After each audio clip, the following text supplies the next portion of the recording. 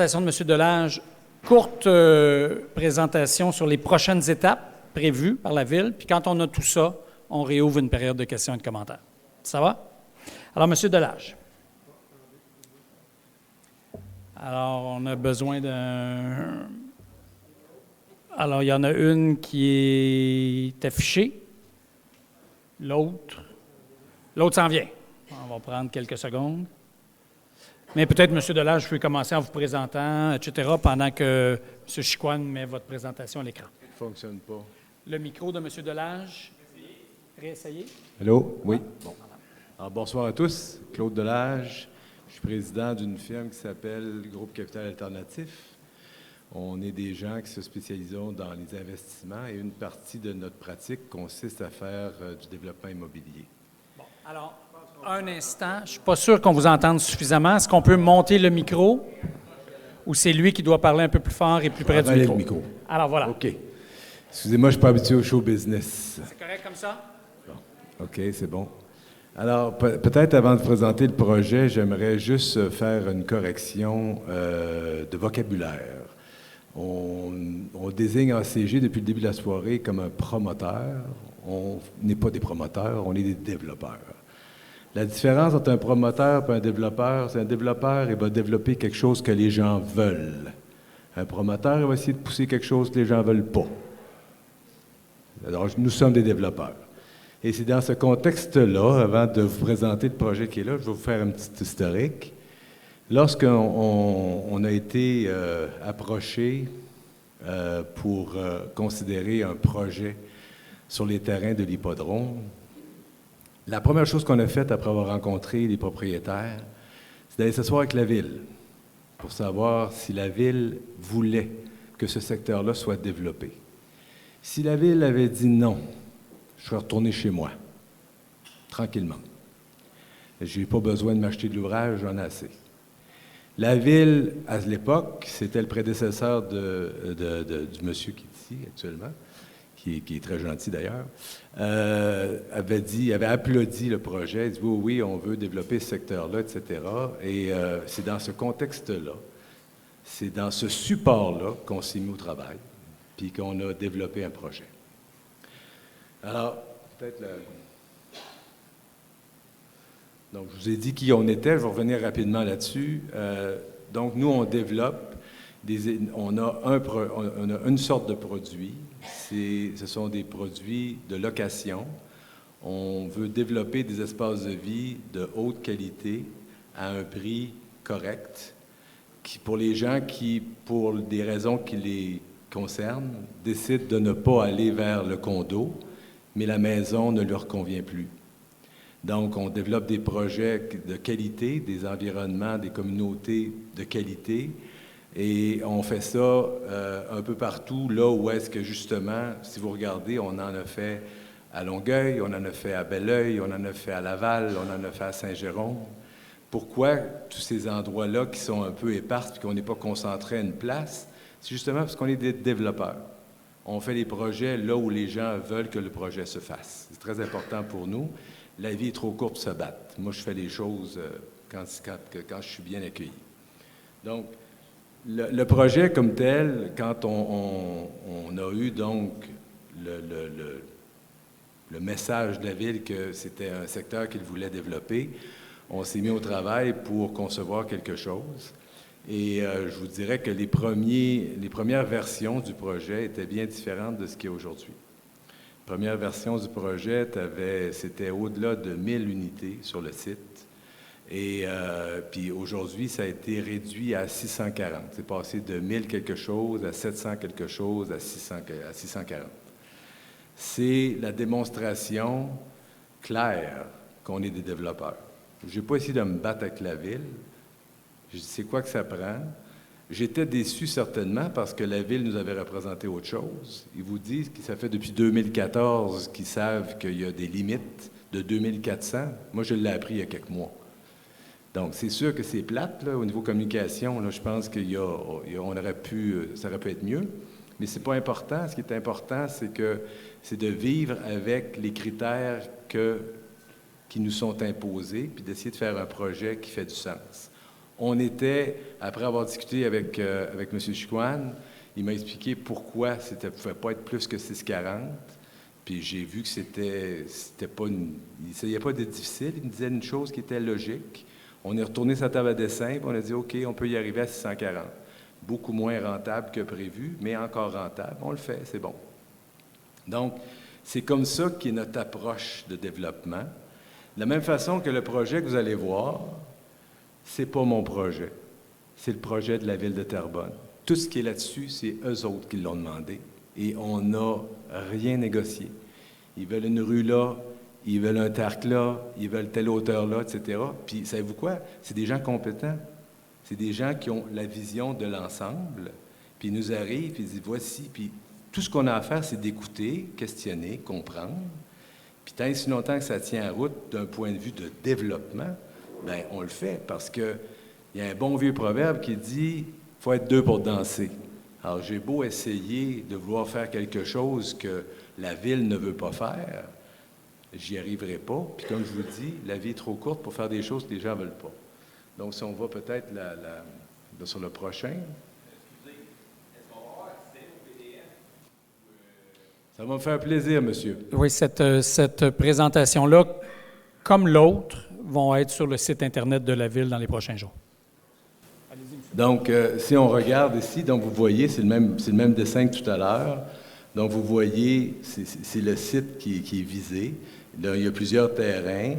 Et nous, on a eu une entente avec pas tous, mais la majorité des propriétaires qui ont un terrain là-dessus. On a une entente. Puis, comme quelqu'un le soulignait tout à l'heure, c'est une entente qui, lorsqu'elle a été signée, prévoyait qu'on passait titre 30 jours après le changement de zonage. Et puis ça, quand j'ai écrit ça, bien, je sortais de la ville qui disait, on veut faire le projet, vous allez voir, vous pouvez compter sur nous, ça va aller vite, ça va aller vite, ça va aller vite. C'est eux autres qui émettent les permis, c'est pas moi. Bien, quand même que je voudrais aller plus vite qu'eux autres, là, je peux pas aller plus vite qu'eux autres. Puis eux autres ont leur réalité aussi, que je respecte. Je suis pas en train de leur tirer des cailloux, pas du tout.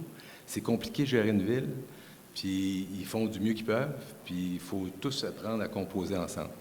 Donc, prochain, merci. Donc, essentiellement, le projet, quand on le regarde dans son ensemble, c'est ça. Peut-être avant d'en parler, je vais revenir sur quelque chose qui est une autre réalité que vous devez savoir. Un développeur, dans le monde idéal, ce qu'il ferait, il ferait toujours la même chose en répliquant. Donc, si on vivait dans un monde où on était seul, puis que je n'avais pas à dealer du monde, la ville, etc., j'aurais tapissé tout ce terrain-là d'édifices de 4 étages, bois-briques, comme c'est ça qu'on fait partout sur le territoire. On connaît la recette par cœur, on a tous nos fournisseurs, on sait faire un très beau produit. Pourquoi du bois-brique 4 étages? Parce qu'on est capable d'arriver avec un loyer qui est intelligent, compte tenu du produit que tu donnes. Tu donnes de la qualité, mais sans demander un prix de fou de tour en béton, etc. Sauf que quand tu arrives et tu veux appliquer ta règle, bien là, il faut que tu composes avec les impératifs de la ville. C'est quoi les impératifs de la ville? Ils veulent des espaces verts, ils veulent gérer l'eau, ils veulent des points d'accès, ils veulent des équipements récréatifs. Ils ont une vision d'ensemble que le développeur n'a pas. Alors, tu t'assois avec eux autres, puis tu dis, OK, on commence par où? Puis là, essentiellement, ils arrivent avec un paquet de critères qui vont partir de comment gérer l'espace. Par exemple, quand vous voyez 11, 6, 7, 8, 9, ça, c'est tous des maisons en rangée de 2 étages. C'est quoi la logique de ça? C'est faire le lien avec un cadre bâti de 2 étages à gauche, en s'en allant vers la droite pour pouvoir prendre de l'ampleur. Pourquoi? Parce que dans le dos du supermarché, là, il n'y a pas personne qui va se plaindre d'avoir plus de hauteur, alors que ça serait un petit peu illogique d'arriver avec beaucoup, beaucoup d'auteur juste à côté d'une maison sur Sarrazin. Donc, on part avec une structure, c'est tous des maisons en rangée de 2 étages. Le 1, c'est un 4 étages bois-brique. Après ça, le 2, c'est un 7 étages que tu es obligé de faire en béton, parce que passer 4 étages, ça ne tient pas debout. Le 3, c'est un 55 plus, donc qui a 2 niveaux d'étage. Puis le 4, c'est la dernière tour la plus haute qui est tout au fond. Alors, c'est pensé comme ça, pourquoi?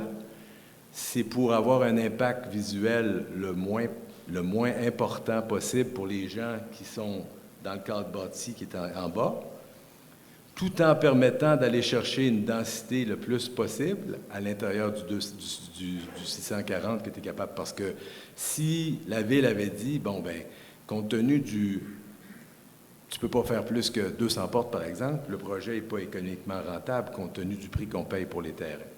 Donc, c'est comme ça que le projet a été pensé, puis j'insiste pour dire que tout ça, c'est le produit des demandes qui ont été communiquées par l'équipe de la Ville. Donc, quand je dis ça, là, je ne suis pas en train de m'en laver les mains. Là, je souscris à ce projet-là. Ça a été réfléchi, ça a été pensé, puis ils sont arrivés avec un paquet de critères et d'arguments qui font en sorte, bon, bien, ça, on va faire ça comme ça, ça, on va faire ça comme ça. On veut tel type de parc, on veut ci. Bon, par exemple, on veut s'éloigner le plus possible de la voie ferrée. Pourquoi? Vous vous souvenez de Mégantic? Maintenant, il faut s'éloigner des voies ferrées.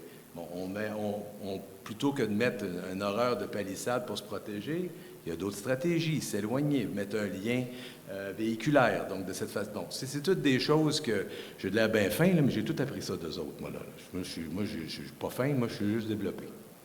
Donc, c'est comme ça qu'on est arrivé à ce projet-là, qui se veut l'espèce de jonction entre une acceptabilité sociale pour les gens qui étaient là avant nous, d'une part,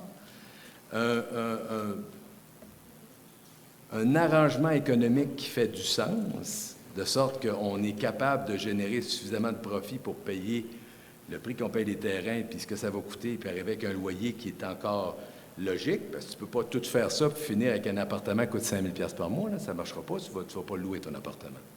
Puis, donc, c'est comme ça que ça a été développé. J'entendais une dame dire quelque chose que je trouvais qu'il y avait beaucoup de bon sens. Elle disait, bien, si on fait un lien véhiculaire entre Grande Allée puis rue Dollard, bien, ça risque de créer un impact véhiculaire négatif. Je ne suis pas un expert en circulation, mais il faut comprendre que si c'est vrai, si c'est justifié, c'est facile de ne pas faire déboucher puis de faire simplement un cul-de-sac, finalement, qui arrive de Grande Allée puis qui ne va pas plus loin que le secteur 10 en bas, par exemple. C'est bon. Mais ce que je veux vous dire, c'est que moi, je vais développer quelque chose que les gens veulent. Si les gens n'en veulent pas, je suis rendu trop vieux pour me battre. OK? Bon. Puis en même temps, je ne veux pas travailler contre la Ville parce que je dealais avec eux autres tous les jours après. Et puis moi, je suis un fervent défenseur, quoi qu'on entend beaucoup de critiques sur les organisations, les administrations municipales, etc. Ils ne font pas un travail facile. Je vous entendais avec vos questions tantôt. J'aurais pas aimé être assis là, moi, là. C'est pas cute, ça, là, tu sais. Puis ils font de leur mieux. Puis je pense qu'il faut être un petit peu indulgent. Parce que moi, j'essaie de le faire dans mon métier. Je pense que je suis aussi propriétaire comme vous. J'ai une maison, puis ça m'écoeure quand je viens de faire des affaires, etc. Je pense qu'il faut avoir un petit peu d'indulgence, puis de regarder positivement. Moi, ce que j'ai appris quand j'ai commencé à m'impliquer dans ce projet-là, j'ai appris que c'était un secteur qui manquait d'amour, qui avait besoin d'être développé. J'ai appris que tous les gens du cadre bâti autour souhaitaient que ça soit redéveloppé d'une façon intelligente, pas n'importe comment. Donc, je pense que c'est dans cet esprit-là que le travail s'est fait. Est-ce que c'est parfait? Probablement pas. Il y a probablement des ajustements encore à faire. C'est pour ça que vous êtes ici. Puis je vous invite à appeler votre conseiller puis dire, écoute, conseiller, ça, j'aimerais ça que vous recommenciez à ça, j'aimerais ça. Puis lui, il va dire ça à ces gens-là. Puis on va s'en aller vers quelque chose qui ne sera pas parfait. La perfection n'est pas de ce monde. Mais on va essayer de tendre vers un projet qui va le plus possible s'harmoniser avec vos préoccupations, leur réalité, la mienne, puis tout ça pour faire un environnement qui va avoir des belles familles qui vont s'installer là, du monde, puis ça va être juste positif. Donc, je reviens encore, j'ai rien, je le répète, c'est important pour moi, je ne fais la promotion de rien. Pour moi, je veux développer quelque chose qui fait du sens pour la ville d'un point de vue de son administration, qui fait du sens pour mes voisins. Je n'ai pas envie de me cacher puis de me faire pousser, de me mettre une perruque quand je vais me promener dans ce coin-là parce que j'ai peur de me tirer des roches. Là. Regarde, la vie est trop courte. C'est bon. Donc, c'est dans cet esprit-là qu'on est ici aujourd'hui. Est-ce que j'aurais aimé qu'on soit ici plus vite? Mettez-en que j'aurais aimé ça. Puis vous pouvez demander à ces gens-là, ils m'ont trouvé tâche à marde, pas à peu près. J'ai poussé. Ils ont leur raison. OK? Je peux pas, je veux pas, puis je pourrais pas être capable de vous dire c'est lui, c'est elle, c'est ci, c'est ça. C'est une machine, c'est un paquebot dur à virer de bord, une ville. C'est long, ils ont 1000 personnes à qui parler. C'est compliqué. Puis nous autres, bien, on est à la remorque de ça, les développeurs, puis indirectement, vous, comme voisins, eux, comme vendeurs. Moi, de bonne foi, quand je suis revenu de là, vous demanderez, il y en a qui vont se souvenir de ce que je leur ai dit. Je leur ai dit, écoutez, c'est pas facile de faire du développement immobilier. Je pense qu'ici, ça va très bien se passer. Il y a une volonté incroyable de la ville qu'on règle le secteur. J'aurais pas pu dire une chose aussi inexacte, mais je ne le savais pas. Puis je pense que personne ne le savait pas. Je pense que personne n'est à blâmer. Ça prend du temps. Là, aujourd'hui, on aboutit. Je pense qu'on aboutit parce que là, on commence à voir la lumière. Est-ce que le changement des élus a eu un impact? J'en sais rien. Je sais que j'ai rencontré le nouveau maire, le maire Traversy, qui a été d'un précieux aide. Écoute, il a dit, écoute, ça n'a pas de bon sens, il faut que ça avance, cette histoire-là. Puis je pense que c'est à cause de lui qu'on se retrouve ici ce soir, parce que sa première préoccupation, c'est, ils en veulent-tu du projet ou ils n'en veulent pas? C'est-tu toi, Delage, qui invente ça? Bien, ils n'en veulent pas. Bien là, vous êtes là. Si vous n'en voulez pas, dites-le, on va tout rabattre, on va s'en aller à la maison. Si vous en voulez, mais que vous voulez faire des changements, dites-le, puis on va les considérer, puis on va essayer d'être intelligents ensemble. C'est tout. Merci beaucoup. Merci, M. Delage. Alors, la Ville doit compléter avec juste une présentation des prochaines étapes, là, juste pour que vous compreniez, puis ensuite, on ouvre la période d'échange et de questions. Alors, est-ce que c'est... Il faut remettre l'autre présentation, c'est tout ça, Robert? Il y avait certains points dans votre présentation. Moi, je fais juste Manon Pince-sur-le-Piton pour vous. Là. Je ne sais pas s'il y avait d'autres points que vous vouliez parler dans votre présentation. Bien, en fait, pour être honnête, je ne veux pas vous embêter de commencer à lire une présentation. Là. Je pense qu'elle va être disponible sur le site. Pour ceux que ça intéresse, ils pourront aller la voir, la consulter. Si vous avez des questions, la Ville est là, je suis là, il n'y a pas de problème. Mais je pense que ce ne serait pas faire un bon usage du temps de tous de vous lire ça slide après les slides. Tout est bien expliqué.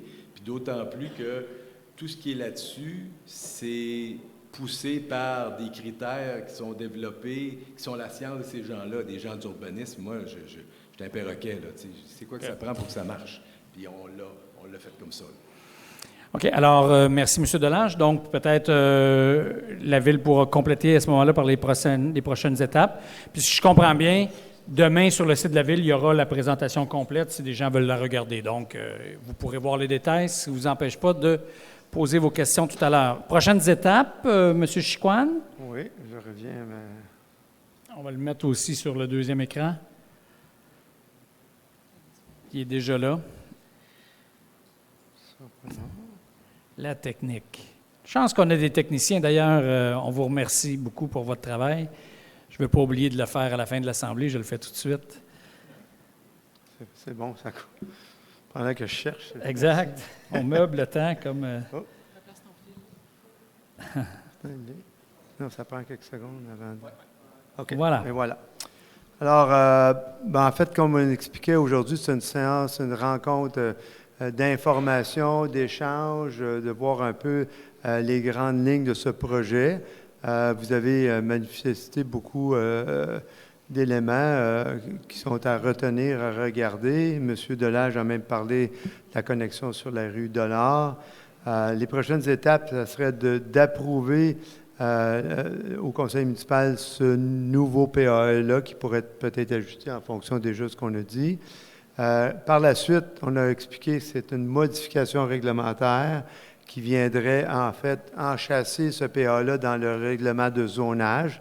Alors, ce qu'on fait, c'est qu'on écrit un règlement de zonage en mettant les normes que vous avez vues. Ce que vous avez vu est tout simplement décrit dans un règlement de zonage.